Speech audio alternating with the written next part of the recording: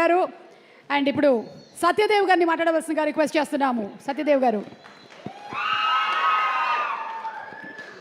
అందరికీ నమస్కారం. ఇందా నుంచి నోట కూడా కొట్టుకుంటుంది, ఏ దడ అలాగే ఉంది. అయితే చాలా అన్నయ్య వెళ్ళే చాలా ఈవెంట్స్ నేను చూస్తూ ఉంటాను. అక్కడ డైరెక్టర్స్ కానీ, యాక్టర్స్ కానీ, ప్రొడ్యూసర్స్ కానీ.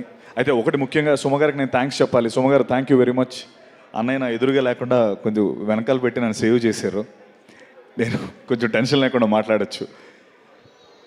అయితే చాలా చాలా ప్రీ రిలీజ్ ఈవెంట్స్లో డైరెక్టర్స్ కానీ, యాక్టర్స్ కానీ మాట్లాడేటప్పుడు ఏం మాట్లాడాలో తెలియట్లేదు అని అనేవారు. అదేంటి అన్నయ్య ఈవెంట్కి వస్తే ఏం మాట్లాడాలో తెలియకపోవడం ఏంటి, ప్రాక్టీస్ చేస్తే మాట్లాడేవచ్చు కదా అనుకున్నాను. లాస్ట్ 4 రోజుల నుంచి నేను ప్రాక్టీస్ చేసింది ఐపీఎస్, ఐఏఎస్ అయ్యి ఉంటే నిజంగా ఈ పాటి కలెక్టర్, కమిషనర్ అయ్యేవాడిని. అయినా ఇప్పటికీ నాకు వచ్చిన ఫస్ట్ మాట ఏం మాట్లాడాలో తెలియట్లేదు. ఐ థింక్ అది అన్నయ్య ఆరా అలాంటిది. ఎంత ప్రిపేర్ అయినా ఆయన ఎదురుగా ఉన్నప్పుడు నోట్లో నుంచి మాట రాదు.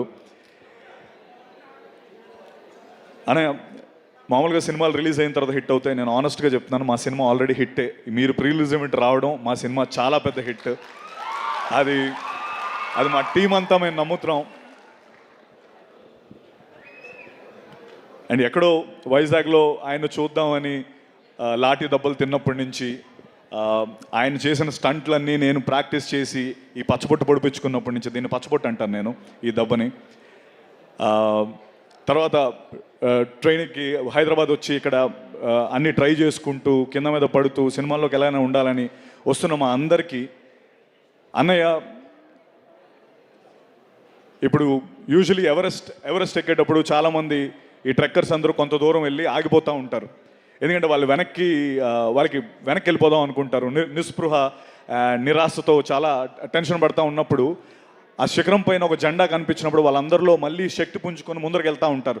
అరే ఎవరో అక్కడికి వెళ్ళారు కదా, ఆ జెండా పెట్టారు కదా, దాన్ని చూసి మనం వెళ్దామని మనకు అనిపిస్తూ ఉంటుంది. నాలాంటి కోట్లాది మందికి ఇక్కడికి యాక్టర్స్ కానీ, డైరెక్టర్స్ కానీ, ఫిల్మ్ మేకర్స్గా వచ్చిన అందరికీ ఆ శిఖరం పైన జెండా చిరంజీవి అన్నయ్య. ఆ జెండా చూసే నేను కూడా శక్తి పుంజుకొని ఇండస్ట్రీలోకి వచ్చాను. అంటే అన్నయ్య గురించి చెప్పాలంటే మామూలుగా మన అమ్మమ్మ, నానమ్మల చీరలు నెక్స్ట్ జనరేషన్కి వెళ్తూ ఉంటాయి. తాతగారి వాచ్, ఇంక్ పెన్ను, లేకపోతే అన్నయ్య సైకిల్ నెక్స్ట్ జనరేషన్కి వెళ్తూ ఉంటాయి. అవన్నీ తరతరాలు మారుతూ ఉంటాయి. దానికో వీలునామా అక్కర్లేదు, తరతరాలు మారే ఆస్తి. అన్నయ్య తరతరాలు వీలునామా లేకుండా మారే ఆస్తి.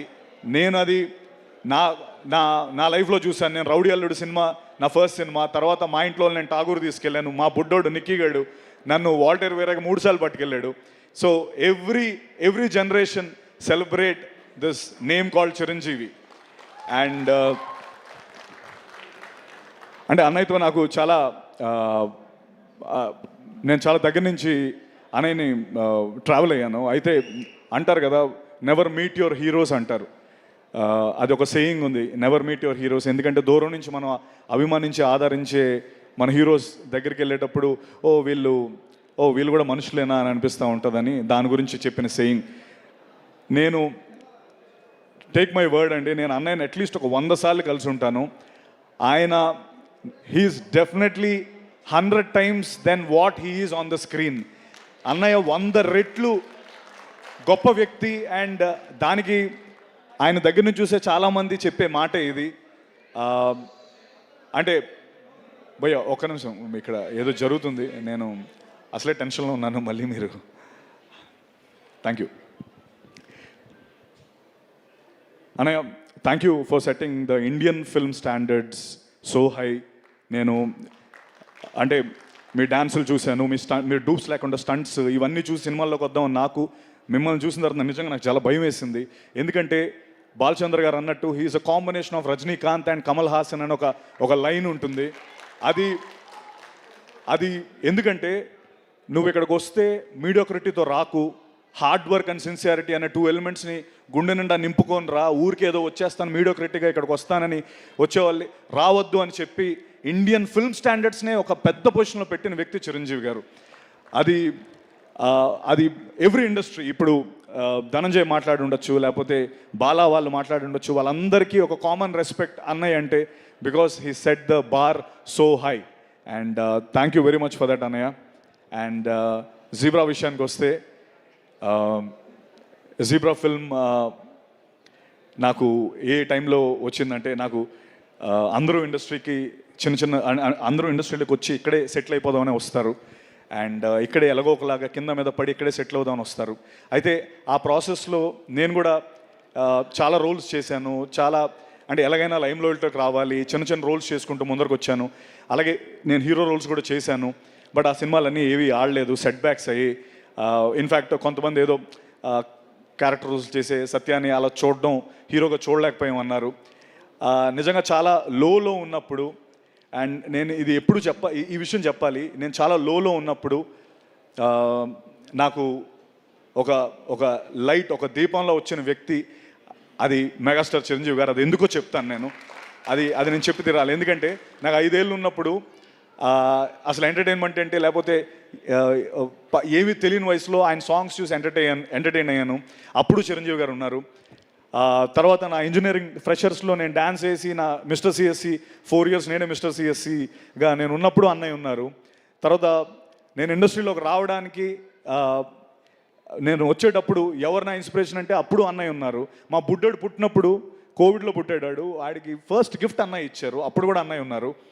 అండ్ నేను చాలా లోలో ఉన్నప్పుడు నేను అన్నయ్య అందరూ ఇలా అంటే, నేను ఇండస్ట్రీ నన్ను రోల్స్ చేసుకోమంటుంది, లేకపోతే నాకు అంటే నీకు హీరో రోల్స్ కాదు, నువ్వు ఇదైతే ఇంకెక్కువ డబ్బు సంపాదిస్తావు అని కొంచెం చాలా లోలో ఉన్నప్పుడు, సినిమాలు రానప్పుడు నాకు అన్నయ్య పిలిచి ఒక మాట చెప్పారు. ఏంటంటే, సత్య, నేను ఈ పర్టికులర్ పాత్ర నీకు ఇస్తున్నానని నువ్వు వేరేగా అనుకోకు. నేను ఎందుకు ఇస్తున్నానో నీకు రీజన్ చెప్తాను. చిరంజీవి ఎదురుగా నువ్వు నించోని ఒక ప్రతినాయకుడి పాత్రలో నువ్వు కనబడితే ఇప్పుడు నువ్వు ఒక 3 తెలుసు, రేపొద్దున ఒక 10 మందికి తెలుస్తావు అని. ఇది నీకోసం నేను చెప్తున్నాను. నువ్వు చేస్తే ఎవరో ఒకరు అరే చిరంజీవికి ఎదురుగా నించొని బాగా చేశాడని అంటారు, నీకు ప్రొడ్యూసర్స్ వస్తారు, నీకు ఎక్కువ మంది నీకు విజిబిలిటీ వస్తుంది అని నాకు ఆ సినిమా చేయించారు. Trust me, that is the biggest high in my life. God father అనే సినిమా నా బిగ్గెస్ట్ హై. ఎందుకంటే అన్నయ్య ఈ విషయం నేను చెప్పాలి. ఎందుకంటే నేను గాడ్ ఫాదర్ సెట్స్లోకి వెళ్తున్నప్పుడు కానీ, లేకపోతే ఇండస్ట్రీలో చాలామంది వ్యక్తులు కానీ, అరే చిరంజీవి ఎదురుగా ఎవరు సత్యదేవ్ అంట, చిరంజీవి ఎదురుగా ఆ వ్యక్తి ఏంటి, ఆయనకి సరిపోడనో, లేకపోతే ఇన్ఫ్యాక్ట్ నేను అది చాలాసార్లు ఫీల్ అయినా. అన్నయ్య మీరు పర్లేదా అంటే, నేను సెట్స్లోకి వెళ్తున్నప్పుడు కూడా అంటే అది వాళ్ళ తప్పు కాదు, వాళ్ళ చూపులు నాకు తగిలేవి. అంటే ఈడు నడుచుకొని వెళ్ళిపోతున్నాడు, చిరంజీవి గారి సెట్ ఇది, ఈడు విలన్ ఏంటి, లేకపోతే ఈడు ప్రతినాయకుడు ఏంటి అని అనుకుంటున్నప్పుడు ఆ హాల్ చివర్లో కుర్చీలో కూర్చొని ఒక చిన్న స్మైల్, ఆ గ్రే స్మైల్తో చూస్తూ సత్య మై బాయ్ కమ్ హియర్ అని నన్ను పిలిచిన, కమ్ హియర్ బ్రదర్ అని చెప్పి కూర్చోబెట్టి, ఏంటి నీకు ఏమైనా టెన్షన్గా ఉందా, లేకపోతే ఏమైనా ఉందా, ట్రస్ట్ మీ, ఎవ్వరు నేను నమ్మక్కర్లేదు, నేను నమ్ముతున్నాను. సినిమా రిలీజ్ అయిన తర్వాత నువ్వు చూడు అని చెప్పి first day morning US show పడిపోయిన తర్వాత, God father film first US show పడిపోయిన తర్వాత మార్నింగ్ 6 o'clock అన్నయ్య నాకు ఫోన్ చేసి, నేను చెప్పానా ఇదే జరుగుతుందని చెప్పానా, ఏం రాశారు చూసావా నీ గురించి అని చెప్పి ఫోన్ చేసి, నాకు నిజంగా ఆ రోజు కంట్లో నీళ్ళు తిరిగాయి. అంటే ఎస్, నేను ఏం సాధించాననడానికి చిరంజీవి గారి నమ్మకాన్ని నిలబెట్టాను, అది చాలు నాకు. అంటే అండ్ అనయ్య మీరు ఆ రోజు ఎందుకు అది జీబ్రా ఎందుకు కనెక్ట్ అయింది, ఎందుకు ఇది వెరీ ఇంపార్టెంట్ ఫర్ జీబ్రా అంటే, ఆ రోజు మీరు చెప్పిందే గాడ్ ఫాదర్ సినిమాలో చిరంజీవి గారు ఇతను పెట్టారు అన్న నమ్మకంతోనే బాలా, దినేష్, ఎస్ఎన్ రెడ్డి గారు నాకు ఈ సినిమా ఇచ్చారు అన్నయ్య, జీబ్రా అనే సినిమా. సో మీరు చెప్పిందే జరిగింది. ఈ సినిమా చూసి నీకు ఇంకా పెద్ద సినిమా వస్తుందని చెప్పారు. ఇది నా biggest film in my life, my career.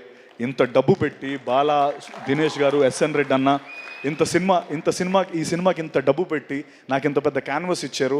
ఆ సినిమాకి కూడా అన్నయ్య రావడం, దాన్ని మళ్ళీ ముందు నాకు ఎంకరేజ్మెంట్ ఇవ్వడం, నేను ఇది ఎప్పటికీ మర్చిపోలేను. నేను ఒకటే చెప్తున్నాను మీ అందరికీ, ఈ సినిమా నా డెబ్యూ లాంటిది. ఎందుకంటే ఇప్పుడు వరకు నాకు ఇంత కాస్ట్ కానీ, లేకపోతే ఇంత మంచి యాక్టర్స్ కానీ, ఇంతమంది టెక్నీషియన్స్ కానీ, నాకు ఒక డెబ్యూ ఫిల్మ్కి ఓ హీరోకి దొరికేలాంటి అంత మంచి కాస్ట్ దొరికింది, టెక్నీషియన్స్ దొరికారు. అండ్ నేను ఒకటి ప్రామిస్ చేయగలుగుతాను, ఇప్పుడు వరకు చేశాను, సెట్ బ్యాక్స్ చూశాను, అండ్ అన్నయ్య ప్రోత్సాహంతో ఈ సినిమా నేను నిజంగా చెప్తాను, this zebra is dedicated to అన్నయ్య, బికాస్ అన్నయ్య వల్లే నాకు ఈ సినిమా వచ్చింది, అన్నయ్య గారు చెప్పిన మాట వల్లే నాకు ఈ సినిమా వచ్చింది. And thank you. అండ్ నేను చెప్తున్నాను, ఇక్కడ నుంచి నెక్స్ట్ ఫుల్ బాటిల్ అనే సినిమా రాబోతుంది. అందులో నేను ఒక తాగుబోతు క్యారెక్టర్, ఒక ఆటో డ్రైవర్ క్యారెక్టర్ చేశాను. అది కూడా సూపర్ ఎంటర్టైనర్, అది క్రేజీ ఎంటర్టైన్. ఇక్కడ నుంచి ఐ ప్రామిస్ యూ ఒక కొత్త సత్యదేవన్ మీరు చూస్తారు. నేను I'll make sure I'll give you the best films, and love you all for always encouraging me, and just Bala Dinesh, thank you. ఎంతో దీంతో మీరు మా తెలుగు ల్యాండ్లోకి వచ్చి ఈ సినిమా చేద్దాం అనుకుంటున్నారు. థ్యాంక్ యూ రెడ్ అన్న, థ్యాంక్ యూ వెరీ మచ్. మీ సపోర్ట్ నేను ఎప్పటికీ మర్చిపోలేను. The backbone of the film. అలాగే Dhana, my brother, we became so, అంటే ధనా కెరియర్ నా కెరియర్ ఆల్మోస్ట్ ఒకలాగే ఉంటుంది, అండ్ మీ ఇద్దరం దాని గురించి ఎప్పుడు మాట్లాడుకుంటాం. ఇన్ఫ్యాక్ట్ నాకు ఎప్పుడైనా ఇంకా నేను అంటే నా మీదకి ఏదైనా నేను వచ్చిందంటే ఫస్ట్ ధనాకు ఫోన్ చేసి, ధనా నాకు ఇలా ప్రాబ్లం ఉందని చెప్పి అంత క్లోజ్ అయ్యాం. Thank you Dhana. And Eshwar Karthik, definitely buddy. జనరల్గా నా లెవెల్ వరకు వచ్చేటప్పటికి స్క్రిప్ట్స్ అన్ని ఫిల్టర్ అయిపోతాయి, బట్ నాకు ఫస్ట్ ఈ కథ తెచ్చినందుకు నేను నీకు రుణపడి ఉంటాను Eshwar. Thank you so much.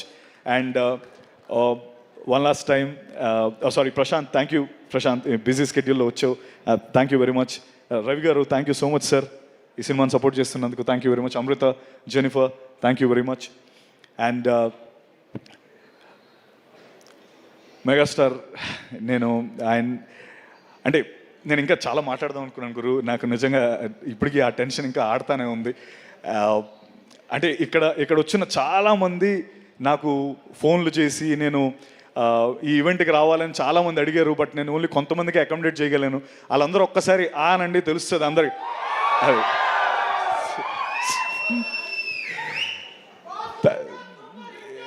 Yes, thank you అన్య. I'm always your proud bacha. That's all I can say. Thank you. Thank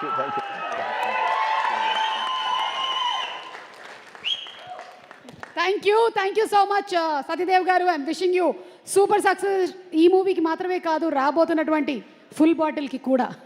and మా మెగాస్టార్ చిరంజీవి గారికి మైక్ హ్యాండ్ ఓవర్ చేసే ముందు ఒక చిన్న రిక్వెస్ట్ ఫ్రమ్ జీబ్రా టీమ్. అక్కడ Zebra fill in the blanks ఉంది, hashtag పెట్టి అక్కడ మీరు ఏదైనా రాస్తే అదే రేపటి ట్రెండ్ అవుతుంది on Twitter. So requesting you to just fill in Zebra, తర్వాత మీరేం రాయాలనుకుంటున్నారో whatever you want to write after zebra.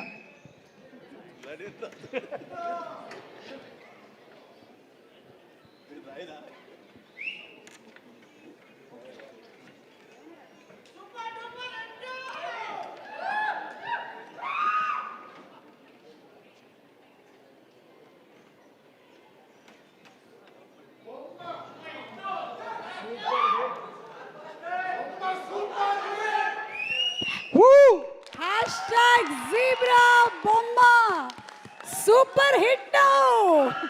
Satyadev, congratulations team అందరికి. అరే ఉంచొచ్చు కదా. Sorry Maha, thank you very much. Sorry మర్చిపోయాను, నేను మహా నెక్స్ట్ సినిమా చేస్తున్నాం. Thank you Maha for always encouraging me. Thank you. Yes, and ఇప్పుడు మెగాస్టార్ చిరంజీవి గారిని మాట్లాడవలసింది గారి